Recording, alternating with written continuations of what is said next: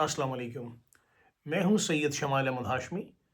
گزشتہ روز جو ہم نے ولاگ کیا تھا اس میں نے آپ کو بتایا تھا کہ اسلام آباد امام بارگاہ مسجد میں امام بارگاہ شیعہ مسجد میں جو دھماکہ ہوا ہے اس کے پیچھے مذموم ہاتھ ہو سکتا ہے کہ بھارت کا ہو، اور آج اس بات کی تصدیق ہو گئی ہے۔ پاکستان کے وزیر داخلہ محسن نقوی نے ہفتے کے روز آج کے روز یہ اعلان کیا اور کہا کہ اسلام آباد کے ایک امام بارگاہ پر ہونے والے حملے کا ماسٹر مائنڈ گرفتار کر لیا گیا ہے۔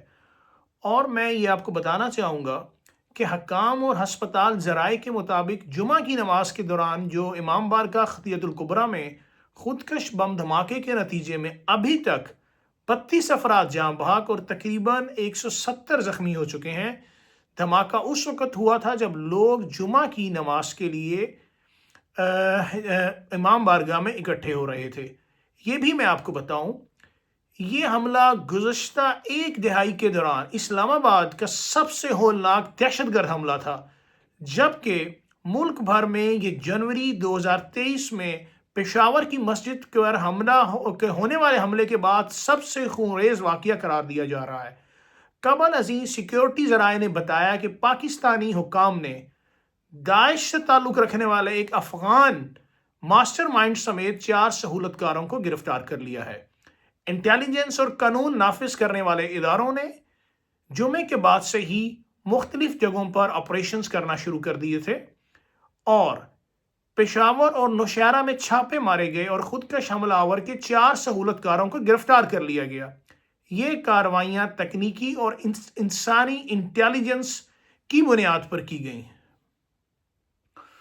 سیکیورٹی حکام کے مطابق حملے کا افغان ماسٹر مائنڈ، ایک دفعہ میں آپ کو پھر بتاتا چلوں کہ حملے کی کڑیاں، جیسا کہ میں نے آپ کو بتایا تھا کہ اس میں بھارت کا ہاتھ ہو سکتا ہے، اور دیکھیں ایسا ہی ہوا کہ حملے کی کڑیاں جو ملنے شروع ہوئیں، یہ تانے بانے جا کے بھارت سے ہی جو ہیں، وہ ایک بزدل اور مکار دشمن بھارت سے ہی اس کے تانے بانے جو ہیں جا کر ملتے ہیں۔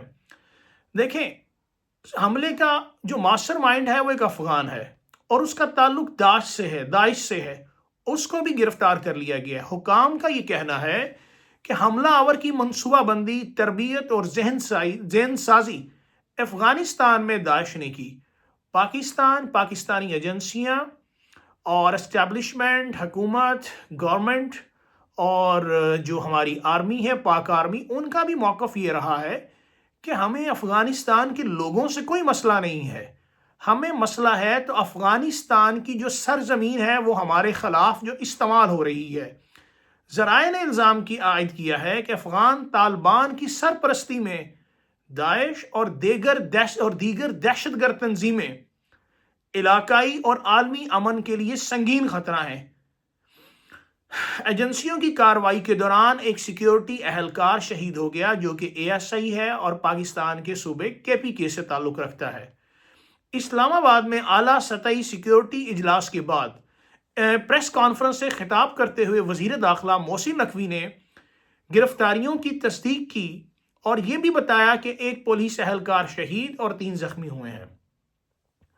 انٹیریئر منسٹر محسن نقوی نے جمعے کے دن کو ملک کے لیے ایک سیاہ دن قرار دیا اور اسلام آباد میں ہونے والی ہلاکت خیز دھماکے کے بعد ہونے والی پیش رفت سے آگاہ کیا۔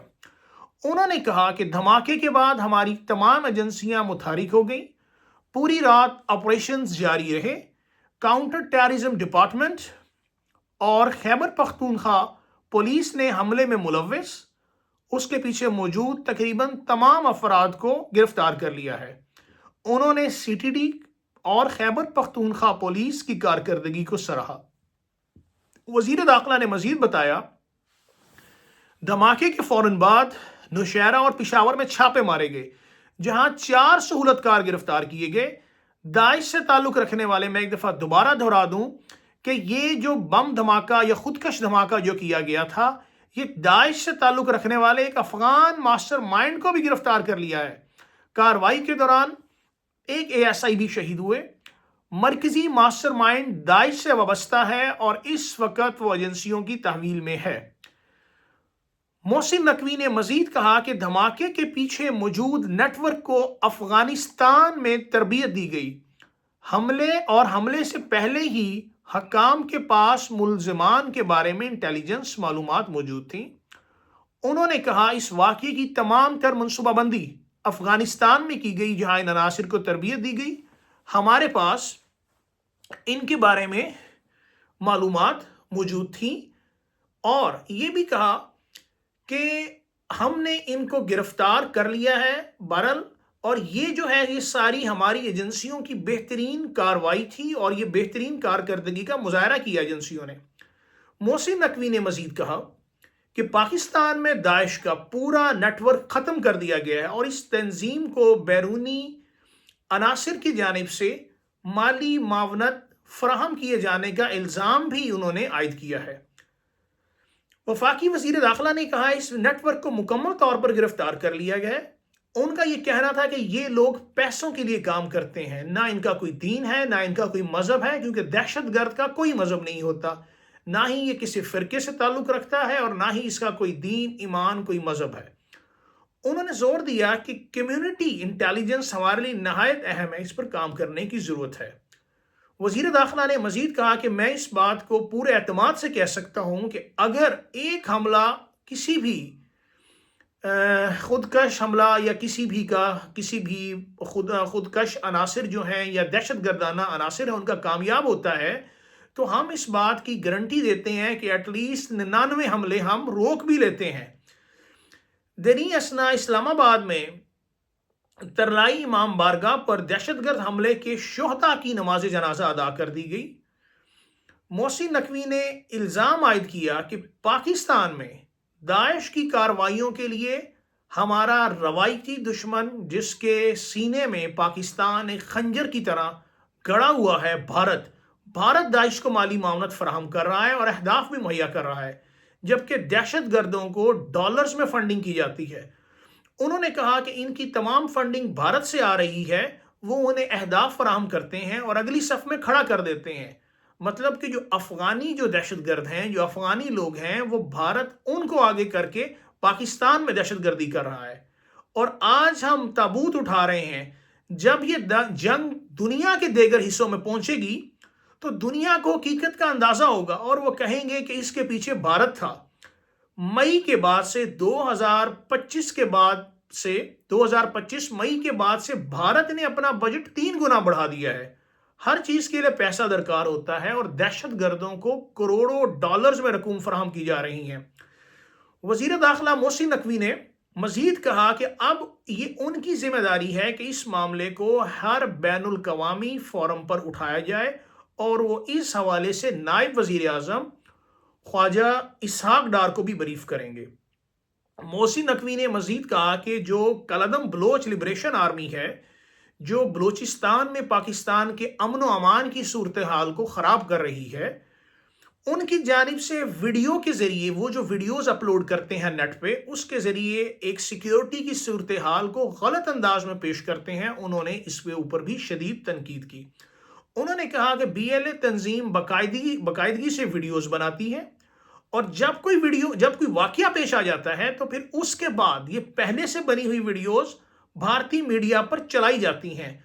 कोई भी भारतीय फेक मीडिया से ये नहीं पूछता कि वो BLA की वीडियो क्यों नशर कर रहे हैं, क्यों ऐसी कलअदम तंजीमें जो दहशतगर्द हैं पाकिस्तान में मासूम लोगों के खून से होली खेल रहे हैं, उनकी वीडियो क्यों चलाई जाती हैं भारत में।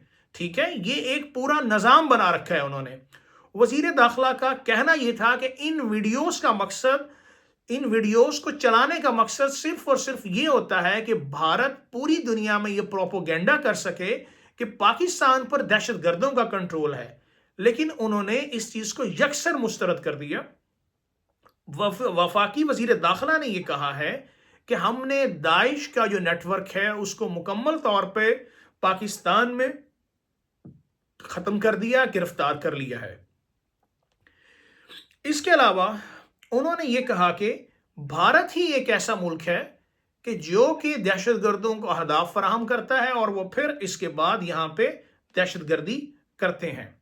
वजीर दाखिला ने मजीद ये कहा कि दुश्मन अनासिर ये तासुर देना चाहते हैं کہ پاکستان دہشت گردوں کے نرغے میں آ چکا ہے، حالانکہ اس میں کوئی حقیقت نہیں ہے۔ انہوں نے کہا کہ یہ لوگ حملے کرتے ہیں پھر بزدلوں کی طرح فرار ہو جاتے ہیں۔ جب جنگ ہوتی ہے تو کسی قسم کی درجہ بندی نہیں ہوتی، جب جنگ ہوتی ہے تو صرف جنگ ہوتی ہے۔ محسن نقوی نے وزیر داخلہ محسن نقوی نے پاکستانی عوام سے اپیل کی کہ وہ ملکی سلامتی کے چیلنجز کی حقیقت کو سمجھیں۔ انہوں نے کہا ہم اس جنگ کو جاری رکھیں گے، لیکن دنیا کو یہ سمجھنا ہوگا کہ یہ خطرہ اب صرف علاقائی نہیں بلکہ بین الاقوامی شکل اختیار کرتا جا رہا ہے۔ اگر یہ دنیا اس کے اوپر خاموش رہی اور یہ جنگ مزید پھیلی تو اس کے نتائج نہایت سنگین ہوں گے۔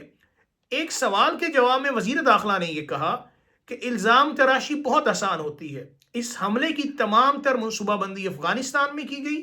کاش میں آپ کو بتا سکتا کہ ہماری سیکیورٹی ایجنسیوں کو کن چیزوں کی ضرورت ہے، لیکن میں اس کی تفصیلات فراہم نہیں کر سکتا۔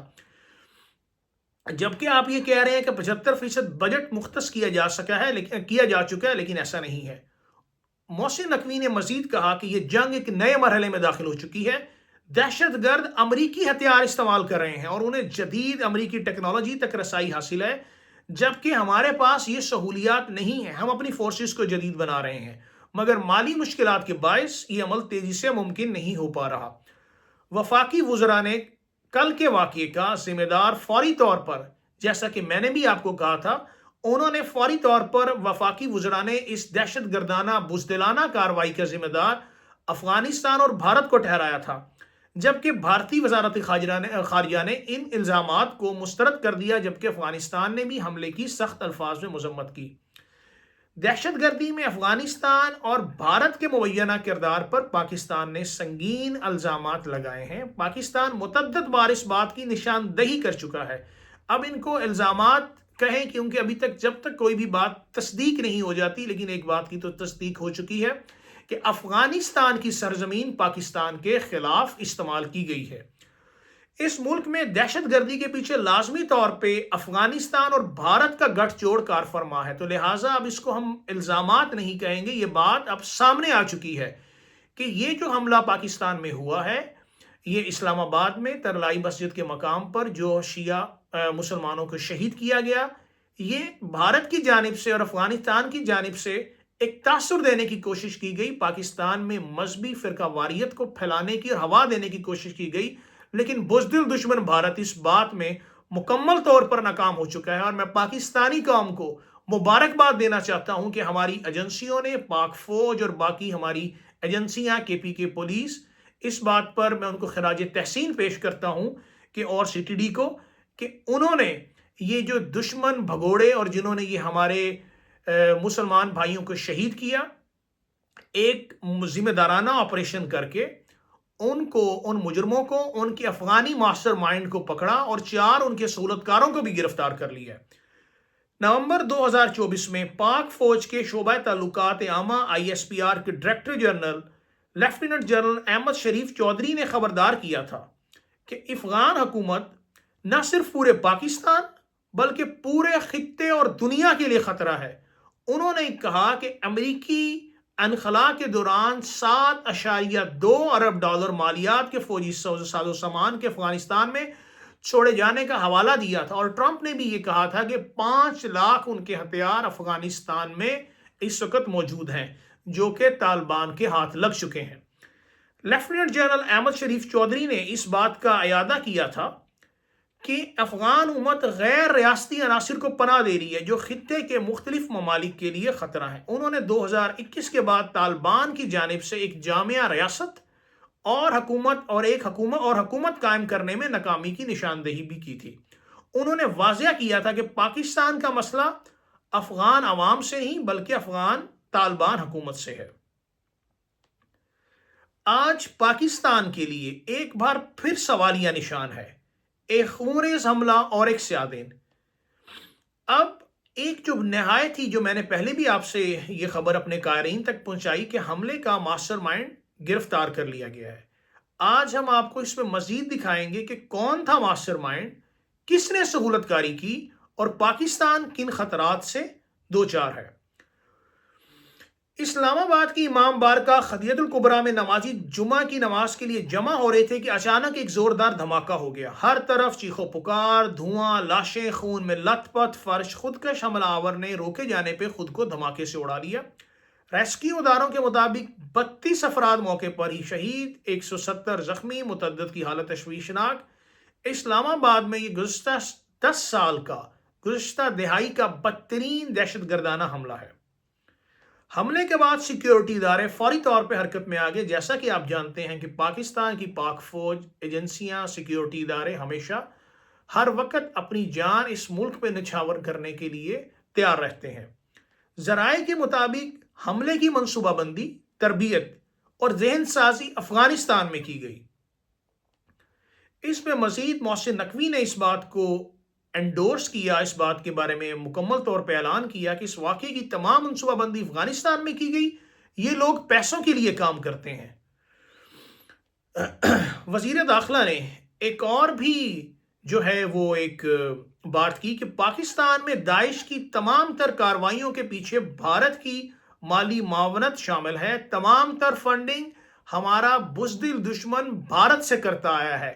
اس میں آپ کو یہ بتا دوں کہ جو مئی کی جو جھڑپیں تھیں اس کے اندر پاکستان نے ہندوستان کے 7 طیارے گرا دیے تھے، جس میں 5 رافیل شامل تھے، اور بھارت ابھی تک اس جنگی ہزیمت کو، اپنی شکست کو، پسپائی کو بھول نہیں پایا، اور ابھی تک بھارت وہ زخم چاٹ رہا ہے، اور وہ میدان جنگ کی بجائے ایسی بزدلانہ اور دہشت گردانہ کارروائیاں کر کے معصوم نہتے شہریوں کو مار رہا ہے اور علاقے کا امن تباہ کر رہا ہے، اور اس کے لیے افغان طالبان حکومت بھی اس کا ساتھ دے رہی ہے۔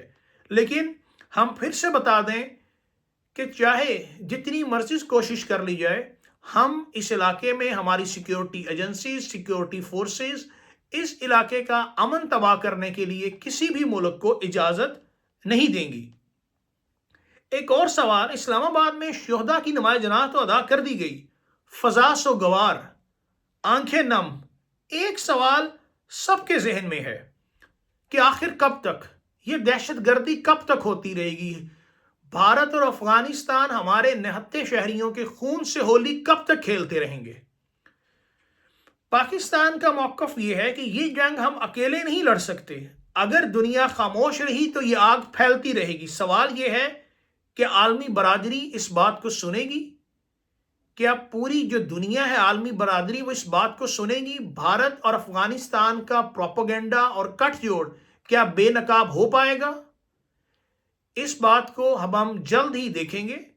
میں ہوں آپ کا ہوسٹ سید شمائل احمد ہاشمی، اور آج میں اس ولاگ کو اب ختم کرنے کی طرف جا رہا ہوں، کیونکہ میں نے اپنے پہلے بھی ولاگ میں جو بات کی تھی کہ اس حملے کے پیچھے بھارت کا ہاتھ ہے، اور آج یہ بات واضح ہو گئی ہے کہ پاکستان میں جو خودکش بزدلانہ حملہ کیا گیا اس کے پیچھے بھارت اور افغانستان کا ہاتھ تھا۔ ماسٹر مائنڈ کا تعلق بھی افغانستان سے ہی جو ہے وہ نکلا اور پایا گیا۔